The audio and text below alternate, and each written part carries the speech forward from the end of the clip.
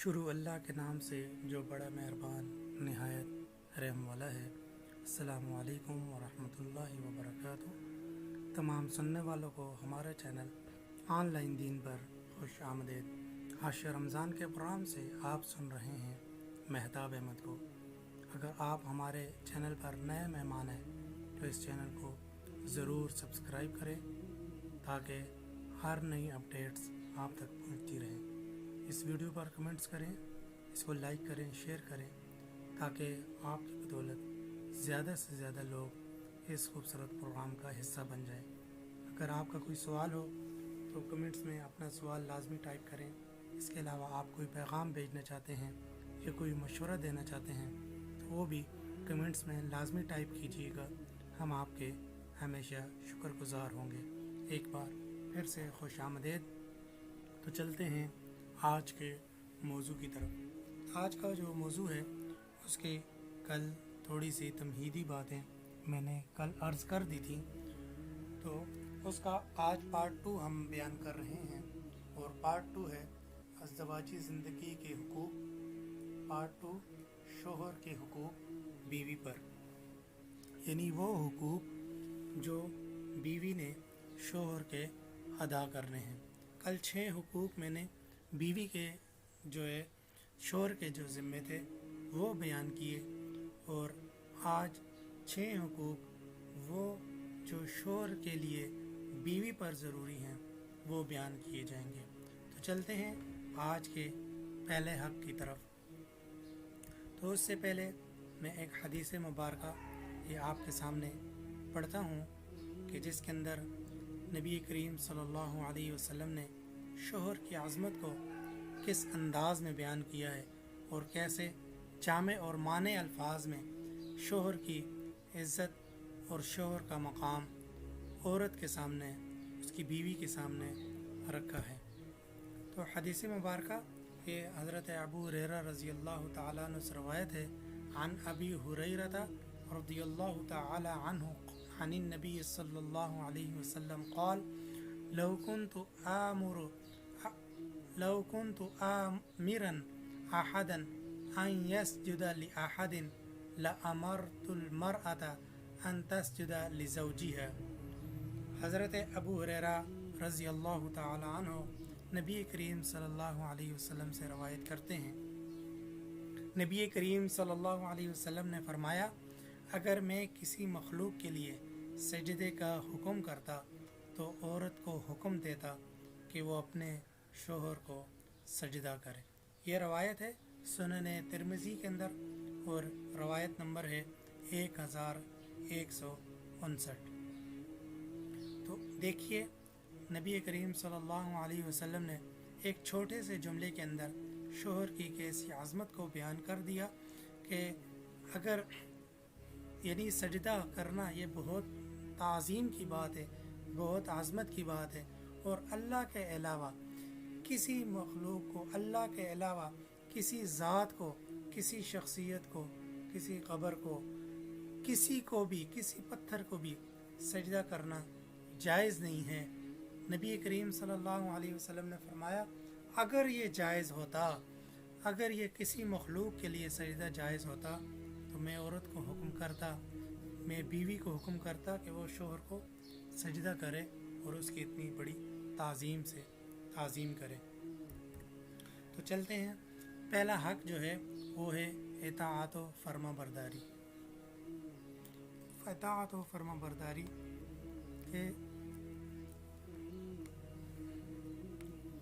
इताअत व फर्मा बरदारी में कि नहायत खुश दिली के साथ बीवी को चाहिए कि वो अपनी शोहर की इताअत करे, उसकी खुश दिली से खिदमत करे और उसका दिल खुश करने के लिए हर मुमकिन साई करे और हर मुमकिन कोशिश करे।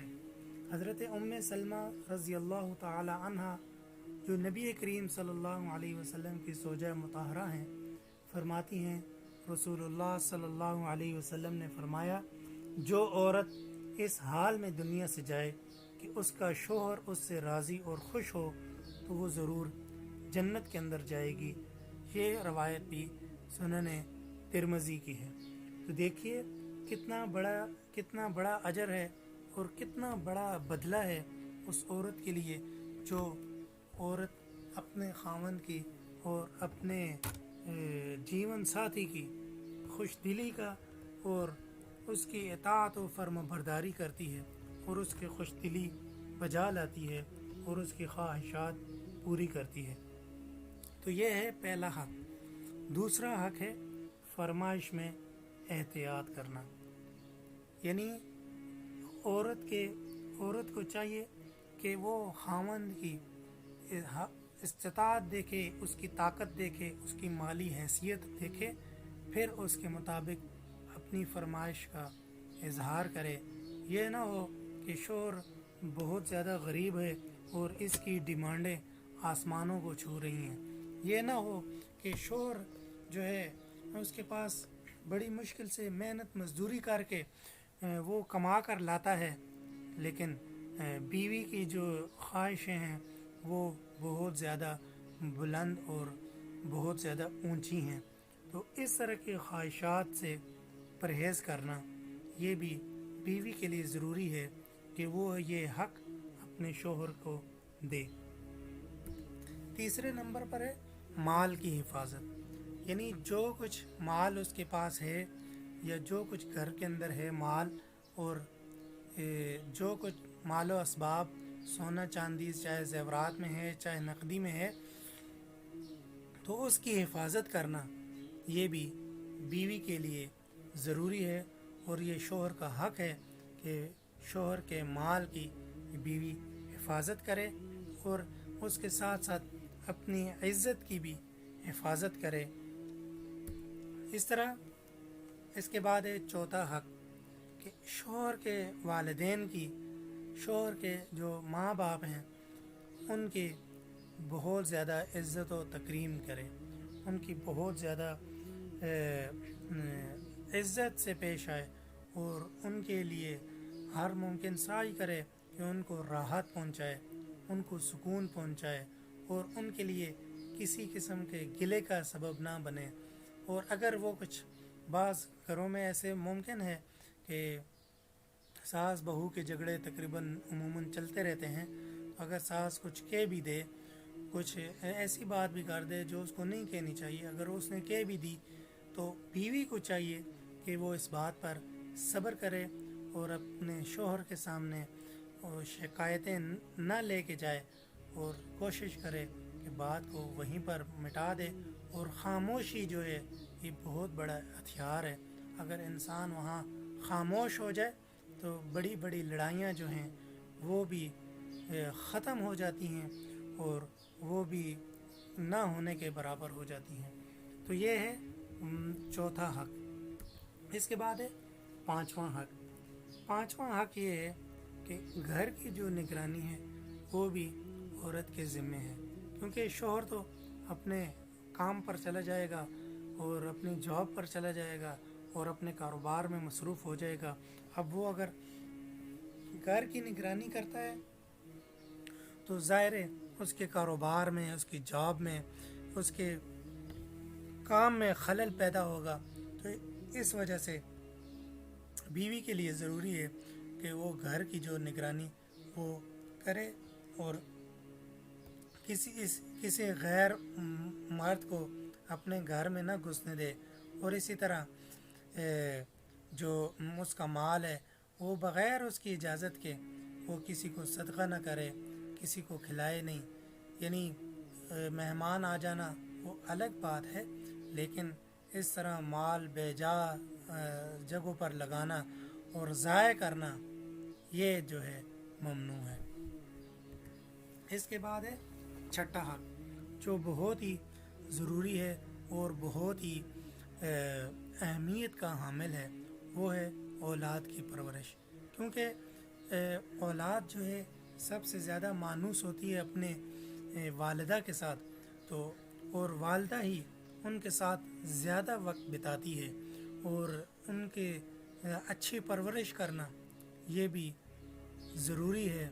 और ये औलाद का भी हक है और ये शोहर का भी हक है, क्योंकि शोहर तो अपने कारोबार में और अपने काम में मसरूफ़ होता है। उसको भी चाहिए कि کہ وہ بھی جو پرورش کے اندر وہ بھی اپنا حصہ ضرور ڈالے، اور اس کے لیے بھی ضروری ہے، اور اولاد کے حقوق میں بھی یہ بات ہے کہ اچھی پرورش کرنا. لیکن زیادہ مانوسیت جو ہے وہ والدہ کے ساتھ پائی جاتی ہے، اور زیادہ جو ہے وہ وقت بچہ جو ہے اپنی ماں کے ساتھ گزارتا ہے. تو اچھی تربیت کرنا اور اچھے بول سکھلانا یہ اس ماں کے اور اس بیوی کے لیے ضروری ہے کہ وہ اپنی بچوں کی اور اپنی اولاد کی اچھی پرورش کرے. تو یہ کچھ حقوق میں نے بیان کیے ہیں، اور جن کو بیان کرنا چاہیے، اور ہمیں اپنے گھروں کے اندر بھی اس چیز کو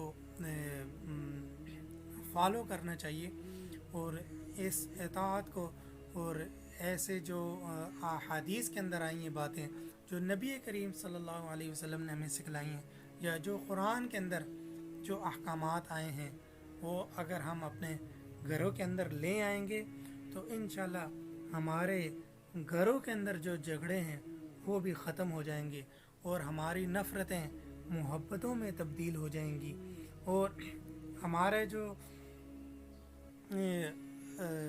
ہمارے کام جو بگڑے ہوئے ہیں، ہم مشکلات میں گھرے ہوئے ہیں، ہم مسائل میں گھرے ہوئے ہیں، تو بے شمار مسائل ہمارے شریعت سے اور قرآن و حدیث کے سمجھنے سے حل ہو جائیں گے. اور اگر ہم ان کو نہیں اپنائیں گے، ان چیزوں کو چھوڑ کر بیٹھ جائیں گے، تو پھر ضروری ہے کہ ہمارے لیے مشکلات آئیں، ہمارے لیے مصائب کھڑے ہوں، ہمارے لیے مسائل جنم ہوں، اور ہمارے لیے مسائل پیدا ہوں، اور ہمارے لیے دیگر بھی مشکلات پیدا ہوں.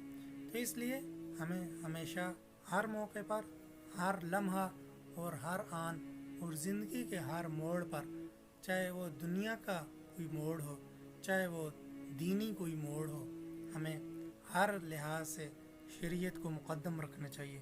تو ملتے ہیں کل تک کے لیے ایک نئے ٹاپک کے ساتھ اور ایک نئے موضوع کے ساتھ. کل تک کے لیے ہمیں اجازت دیجیے.